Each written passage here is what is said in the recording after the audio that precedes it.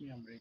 Countrymen and women, I wish to state that it has never been my wish, or indeed the wish of NDC, to respond to the rantings by Mr. Kafumba, Mr. Mumbi, and group. Because as far as we are concerned, as the NDC family, these people are history in as far as NDC is concerned. We followed the provision of the Constitution. We wrote to them asking them to exculpate themselves, giving them 10 days as a provision of our Constitution. They did not do that. The disciplinary committee sat and recommended their expulsion. At 16 hours the same day, we held a virtual central committee with physical people in attendance 16 and the total people in attendance 27 virtually, where the Central Committee endorsed the decision of the Disciplinary Committee. That is the provision of our disciplinary code. It is now becoming unbecoming that these our colleagues have continued using the name of NDC to make themselves relevant to UPND. I want to warn them that we will not take kind to this kind of behavior anymore. Now, what is disheartening is the fact now they've started being personal, particularly Mr. Mumbi. I'll forgive Mr. Mumbi because Mr. Mumbi is used to insulting leaders from the parties where he's coming from. You remember very well he insulted Mr. Sata 24 hours before on election day that you were to be president, a president, and the following morning, Mr. Sata was declared president. When UPND lost the election, he left and said he had resigned from UPND. Now, he wants to gain relevance from UPND using NDC.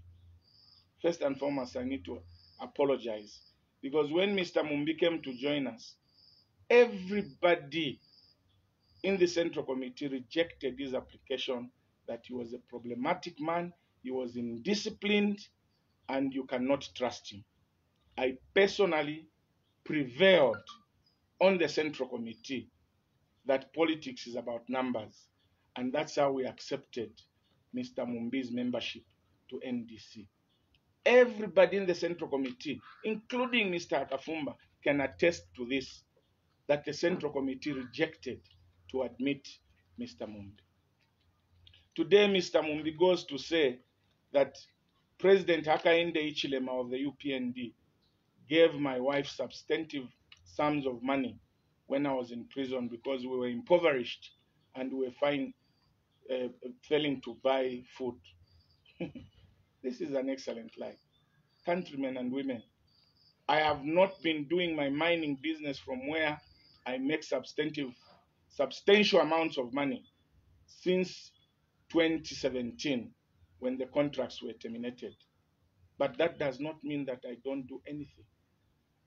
For your own information, I am a tracker. I ran 14 trucks, which works between Nakonde and the Democratic Republic of Congo, which works between the Copper Belt and the Democratic Republic of Congo. And some of them operate distributing products for many reputable private companies in this country. And for somebody to say I was impoverished when I was in prison is an insult of the worst kind. I want to make it very clear that I've never been broke to the extent of being impoverished. I have invested a lot in real estate. And both Mr. Mumbi, Mr. Akafumba, and all those people that are ranting know the number of properties that I've got where I get rentals. Please stop insulting people like that. I have never been impoverished.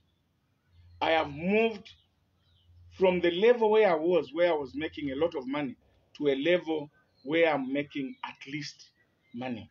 That does not mean that I'm impoverished. And I'll never be impoverished because I've invested in real estates, I've invested in other businesses. Mr. Kafumba knows that I've been in maize marketing every season, season, even the last season, I was involved in maize marketing at a very large scale. So to say that I am impoverished is a statement wanting to create an impression that I've been bought by PF, as they are putting it. PF has never given me money. I have never met President Edgar Lungu. I have never met Sunday Chanda, who they say is the one who delivered $500,000 to my house. And in any case, who has ever been bought to that kind, to the tune of 500,000? If people are buying people to pay them 500,000, which is about 10 million today, how many people could have jumped on bandwagons? I can challenge anybody in PF. I can challenge anybody whether they've given me money or bought me. It is just that every political decision I make is well calculated. And from you, my brother, Mr. Kafumba, to claim that, no, I want to go and take over the PF as a president, and that the Bemba chiefs, please stop putting the Bemba chiefs into disrepute. If you have any problem with the Bembas and the Bemba chiefs, please leave my chiefs out of your cheap political propaganda. I will not disrespect you. I will not disrespect Mr. Mumbi, but I think getting to an extent of lying about my family is an insult of the worst kind. Hakainde Ichilema, from the time I knew him, he has never given me not even one ngwe in his life. Neither has he given my wife even one ngwe in all his life. In any case, when my wife came, when I was in detention, when I was in prison, she never even met Hakainde Ichilema one-on-one. She never saw Hakainde Ichilema anywhere, except that at one time he went to the police station when my wife was incarcerated during that time. But my wife never met HH, and HH has never given any member of my family, including my children, any money, including myself. I've been with HH for 3 years. I have never given him money myself. He has never given me money. He's never given my wife money. And if HH is a true leader, let him come out on this and state whether he gave my wife money. Because my wife has never met HH. HH has never given money to any member of my family. Mum, be sure you can call me that I was impoverished. When I was charged 300,000 kwacha cash bail, I paid it myself within minutes. I paid it myself within minutes. How can you call such a man as impoverished? The only problem is that you knew that I was not going to accept the conditions of the UPND alliance, and you started creating a narrative that Kambwili has been bought by PF. I challenge anybody in PF. Nobody, and I mean nobody, has given me money. I just work hard on my own. I just work hard on my own. And when I was saying I have financial problems, this is because I was used to make money at that level. But I'm making money now at this level. That does not mean I'm impoverished. To the extent of failing to buy my own food. What an insult to Mumbi. If you want to talk politics, let's talk politics. But keep my wife out of the politics. Keep my family out of the politics. My children are in the UK in schools where I pay £9,000 per annum. Nobody has helped me. Nobody, not even HH, has ever paid school fees for my children.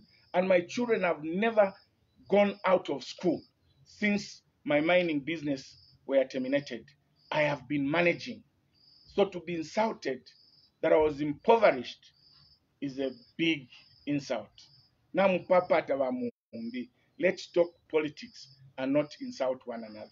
And for you, my brother, Baakafumba, please, Nampapata, I have never communicated to you or talked to you that I'm going to take over PF and the Bemba chiefs. You know what you're trying to do is to try and paint a picture that Kambwili is a bad man. And yet, I am just a politician who wants to save the people of Zambia. And in saving the people of Zambia, I must be reasonable and advise the people correctly. I feel so bad that you, my brothers, can now deteriorate to those levels to start accusing me of things that I don't know, and also insulting my family and calling them impoverished.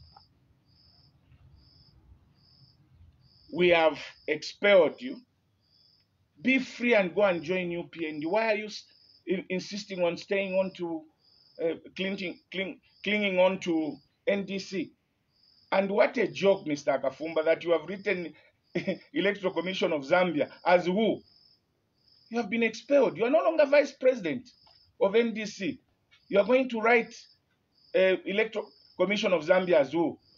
And who, what platform is Electoral Commission going to give you? These are last kicks of a dying horse.